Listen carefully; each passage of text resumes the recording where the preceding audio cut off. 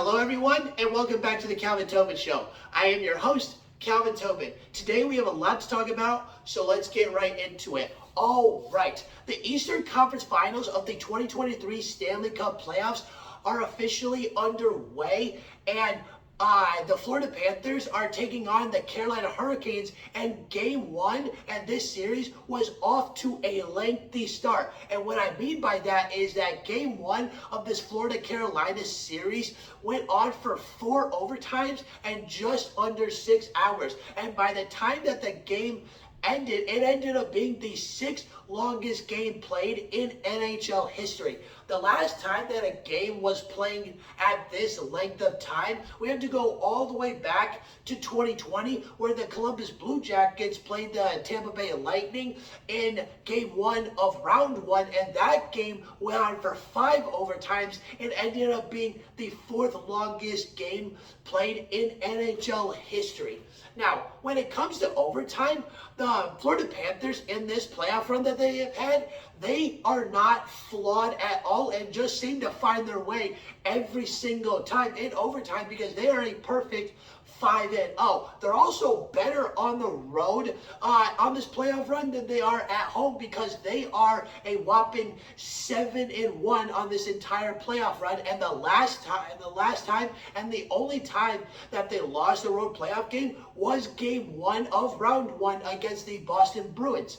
Now, in this game, Florida and Carolina both had their fair share of dominance with scoring on power plays and shot blocking defenses. Their goalies went into superstar mode and just became literal highlight reels across the board, blocking and getting every puck that they can. And both of these goalies ended up facing a total of 125 shot attempts. Sergei Bobrovsky saved 63 shots on 65 attempts, which accumulated for him a .969 save percentage.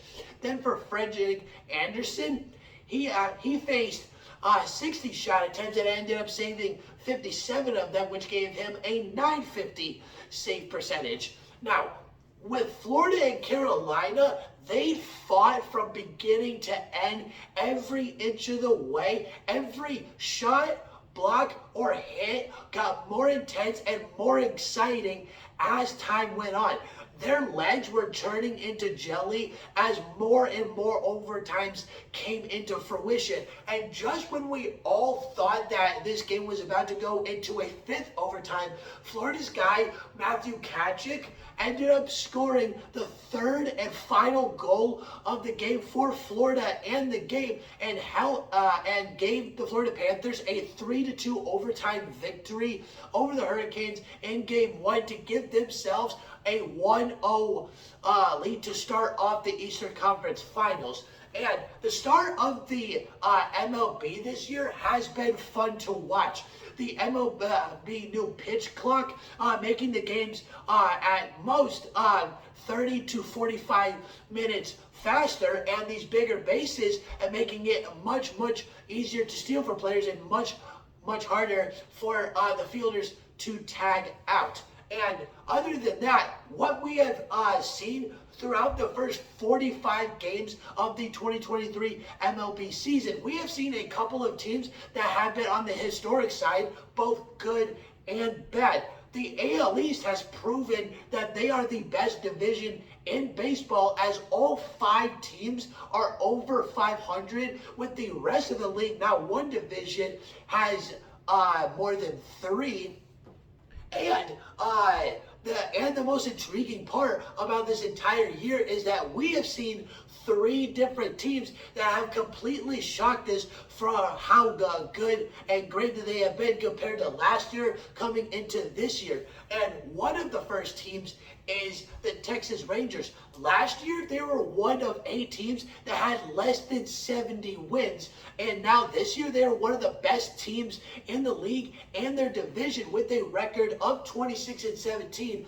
And and that's the 5th best record in baseball right now. And they are the best at one thing right now, and that is getting runs batted in. And as a team, they are averaging 5.9 runs batted in per game, and they can thank their guy Adolis Garcia for being the majority of those runs batted in, because he's leading the league with 46 RBIs. The other two teams that have gotten up to a stronger start than we all expected is the Pittsburgh Pirates and the Baltimore Orioles. With the Pittsburgh Pirates, once May got here, that's when all hell broke loose for them, because before May even started, the Pirates were looked at and were one of the best teams in the league with a record of 20-11.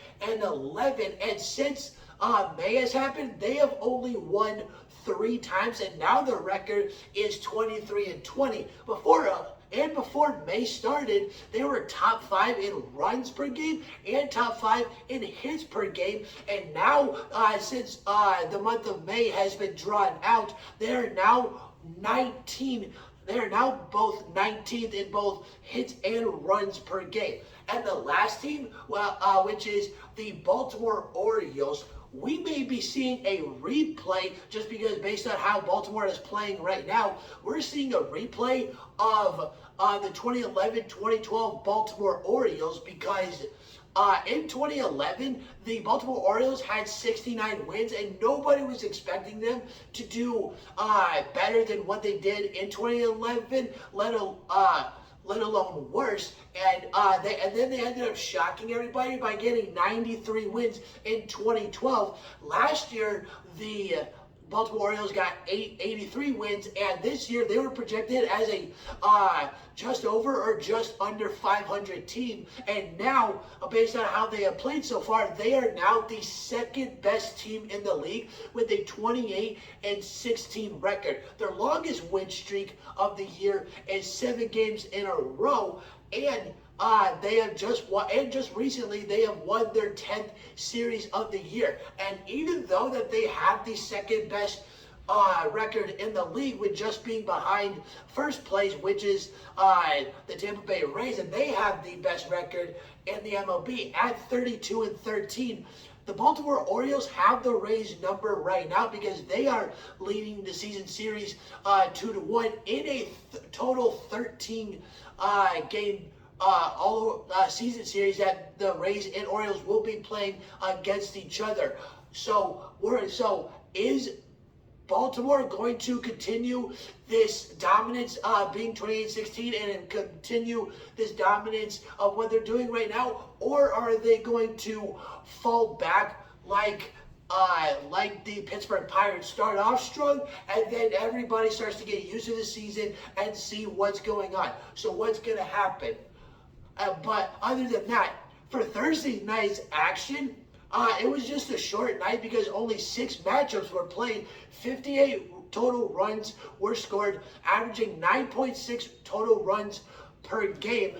And out of all the games that were played, of the 6 games that were played, the game that you wanted to watch was the St. Louis Cardinals versus the Los Angeles Dodgers game, because in this game, the Cardinals ended up beating the Dodgers 16-8 to improve their record to 19-6. And with the Cardinals scoring 16 runs against the Dodgers in this game, it is their 3rd time over the last 11 games where they have scored 10 or more runs. And over that same 11-game span, they are 9-2, scoring 7.7 runs per game. And what happened in this game, as the 24 runs were scored, there are a total of 9 home runs hit, with 7 of them coming from the Cardinals side, and a part of those 7 runs accumulated for 13 of the 16 runs that were scored by the Cardinals. And while the game was going on as well, we got to see Freddie Freeman hit his 300th home run of his career, and he did it at the top of the 6th inning, and at the time made the score 7-9. And when he did this, Freddie Freeman became the 7th active player in the MLB today to have 1,000 RBIs and 3 home runs hit in his career. A couple days prior, Nolan Arenado became the 6th player to do it, as he hit his 1,000 RBI against the Milwaukee Brewers. Now, while all this fun is going on in the MLB and the NHL, things are not so hot in the NFL world, because one of the greatest football legends has passed away, and his name is Jim Brown, as he has passed away at the age of 87. Jim Brown was one of the original GOATs. He was one of the original all-time great players, all-time great running backs, and all-around great people that the NFL world saw. Jim Brown was one of very, very few players that retired at the peak of his career. He had 12,312 rushing yards along with 106 rushing touchdowns. He is one of 16 running backs that had 12,000 yards. He is one of 9 running backs that accumulated for over 100 rushing touchdowns. And even though that he retired in 1965, his legacy has continued to live on ever since, both of what he's done on and off the field. He fought, and what he did off the field was fight for his community in a civil rights movement, and he was one of the first top black athletes in all of sports that were a part of this civil rights movement to fight for the black community of what was going on in the 60s. And the other players that were a part of this were Kareem Abdul-Jabbar, Bill Russell, and Muhammad Ali, and they're the pioneers of all this stuff. And other than that, Jim Brown was inducted into the Hall of Fame in 1971, and then decades later, in 2020, in the NFL's 100th season, he was voted onto the team's top 100 NFL all-time team. And then, while the NFL was having their 100th season that year in 2020, college football was also having their 150th season, and Jim Brown was voted as the greatest football player of all time. Now, Jim Brown has had an unforgettable legacy, and that's why he is one of the most looked up to, most admired, and most respected players across the NFL and the world itself. Rest in peace, Jim Brown. One hell of a legendary guy and a legendary player. Alright, that's the end of the Calvin Tobin Show. Please subscribe to my channel at Calvin Tobin Show so you don't miss out on any sports media. And please follow me on Instagram at Calvin Tobin Show so you don't miss out on any sports news whatsoever. And I'm out.